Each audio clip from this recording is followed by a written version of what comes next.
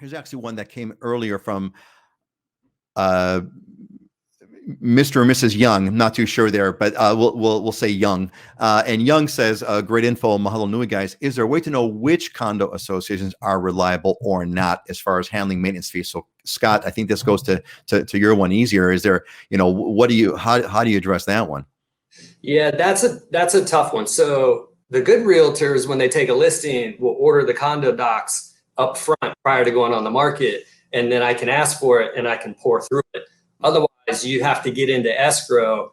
I kind of know some telltale signs. If I see maintenance fees in older buildings are 85 cents to $1 a square foot on average. If you got one that's 50 cents a square foot, that's a red flag for me. That's out of the norm. Then I want to look in those condo docs once we get into escrow, but I may have to wait until we're in escrow to be able to get those docs.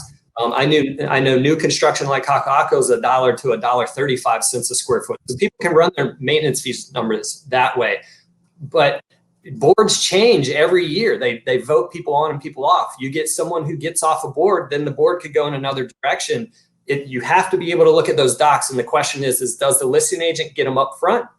I do for all my listings because I want to pour through that. I don't want to see a train wreck coming down the road and a surprise that hits me during the escrow process. Otherwise, we're having to wait till we get into escrow. So, Dylan, what kind of red flags do you look for when you're looking at condo association documents and in that process? What kind of tips do you have for that? Well, this is maybe a little bit different being in a smaller market than Oahu, but I pretty much am familiar with every single condo there is in my market because there's not that many, right? I mean, there's really 25 or so really big complexes that over time, when you've done multiple transactions in each one, you kind of get familiar with the dynamics of each one, the boards of each one, and the issues of each one. If there are assessment issues or lawsuit issues, some of them have, or foreclosure issues. I mean, there's different things inside of those. You end up getting familiar. So you really just want to work with somebody who knows and are familiar with the condo associations in the market. It might be a little bit harder on Oahu where there's thousands of different associations.